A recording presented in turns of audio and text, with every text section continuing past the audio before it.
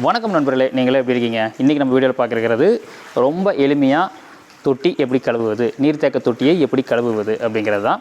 என்னோடய தொட்டியோட கெப்பாசிட்டி வந்து 40,000 லிட்டருங்க. இன்றைக்கி எல்லாமே ரிங் தொட்டி போடுறாங்க. 1 லிட்டரு, 1.5 லட்சம் லிட்டரு, 2.5 லட்சம் லிட்டரு இந்த மாதிரி எல்லாம் கொண்டு போயிட்டாங்க. ஸோ இவ்வளோ பெரிய தொட்டி கழுவுவது மிகப்பெரிய டாஸ்க்கு. ட்ரெடிஷ்னலாக எப்படி கழுவுவாங்க அப்படிங்கிறது உங்களுக்கே தெரியும். நான் சொல்லணும் அப்படிங்கிறதெல்லாம் எதுவுமே கிடையாது. விளக்கமாறு குச்சி எடுத்துக்குவாங்க, 2 பக்கெட்டு, ஒரு 4 பேர் சேர்ந்து தேய்ன்னு தேய்ச்சி இப்படி தான் கழுவுவாங்க. கடைசியெல்லாம் ஒன்று கூட்டி வலிச்சு கூட்டுவாங்க. இன்றைக்கி நம்ம பார்க்க போகிறது என்ன அப்படின்னா, இது வந்து முற்றிலும் வித்தியாசமானது. நிறையா நண்பர்கள் பண்ணியிருக்கலாம், வெளியே தெரியாமல் இருக்கலாம். ஸோ நான் பண்ணேன், அதனால் உங்களுக்கு நான் இதை காமிக்கிறேன். சரிங்களா? நான் என்ன பண்ணியிருக்கேன் அப்படின்னு வந்து பார்த்துட்டிங்கன்னா, நம்ம தொட்டியில் வந்து 5 ஸ்பீட் டபுள் ஸ்டேஜ் மோட்டர் இருக்குதுங்க. 2 கேஜ் ப்ரெஷருக்கு மேலே வருது. சரிங்களா?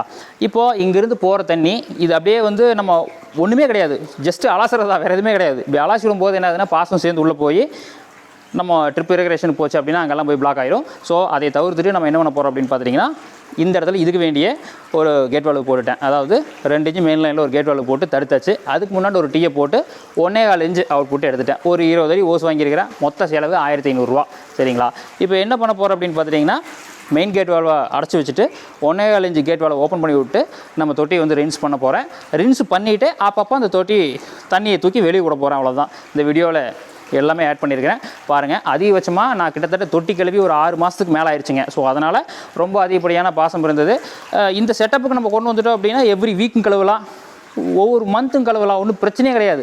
நீங்கள் வந்து விளக்கமாறு எடுக்கணும், பக்கெட் எடுக்கணும், சுரண்டணும் அப்படிங்கிறது எதுவுமே கிடையாது. ஜஸ்ட்டு வர்ற ப்ரெஷரை வந்து அப்படியே நீங்கள் வந்து தொட்டியோட வாலில் வந்து அப்ளை பண்ணுறீங்க. இருக்கிறது எல்லாமே அடித்து கீழே விழுந்துடும். அதாவது இங்கே என்ன நடக்குது அப்படின்னு பார்த்தீங்கன்னா, தயிரை மோராக்குறீங்க, அந்த மோரை டைரெக்டாக வெளியே தூக்கி போடுறீங்க. அவ்வளோதான், வேறு எதுவுமே கிடையாது. நான் அதிகமாக பேசுகிறேன்னு நினைக்கிறேன், பரவாயில்ல. பாருங்கள், மேக்ஸிமம் எல்லா வீடியோ இதில் ஆட் பண்ணியிருக்கிறேன். இப்போ வந்து ரொம்ப எளிமையாக இன்றைக்கி வந்து தொட்டி கழுவியாச்சு. சம்மர் ஸ்டார்ட் ஆகிடுச்சு, பசங்களுக்கெல்லாம் குளிக்கிறதுக்கு ரெடி பண்ணணும். அது மட்டும் இல்லாமல் நிறையா வந்து இந்த மோட்டர்லேயும் அடைச்சிக்கிட்டு இருந்தது. இன்றைக்கி எல்லா வேலையும் முடிஞ்சுது. இந்த வீடியோ கண்டிப்பாக வந்து உங்களுக்கு பயனுள்ளதாக இருக்குன்னு நம்புகிறேன். இதுக்கு மேலே நான் சொல்கிறதுக்கு எதுவுமே இல்லை, அந்தளவுக்கு பெரிய விஷயம் எதுவும் இல்லை. ஆனால் ரொம்ப எளிமையான முறையில் இந்த தொட்டியை வந்து ஈஸியாக இன்றைக்கி கழுவிட்டேன். அதிகபட்சமாக எனக்கு பிடித்த நேரம் அப்படிங்கிறது பார்த்திங்கன்னா, ஒரே ஒரு ஆள் தான். அதாவது நான் மட்டும்தான் அதில் வேலை செஞ்சேன். எனக்கு 1 hour ஆச்சு. அதாவது கிட்டத்தட்ட ஒரு 6-7 மாதமாக கழுவாத தொட்டியை கழுவுறதுங்காட்டி அந்த 1 hour. இல்லை அப்படின்னா தண்ணி டிஸ்சார்ஜ் ஆகும்போது நீங்கள் ஒரு வால்வை திறந்து விட்டுட்டு மெயின் வால்வில் அது பாட்டு போயிட்டே இருக்குது. மீதி வர ஒரு 30% தண்ணி வந்து நீங்கள் உள்ளே அடித்தாவே இருக்கிறதெல்லாம் போயிட்டு அப்படியே வெளியே போயிடும். எந்த பிரச்சனையும் கிடையாது. நீங்களும் ஃபாலோ பண்ணுங்கள். நன்றி, வணக்கம். இன்னொரு விஷயங்க, இந்த வீடியோ கண்டிப்பாக உங்களுக்கு பிடிக்கும். கிட்டத்தட்ட 1 மில்லியன் வியூஸ் போகணும். நீங்கள் தான் ஷேர் பண்ணணும். நன்றி.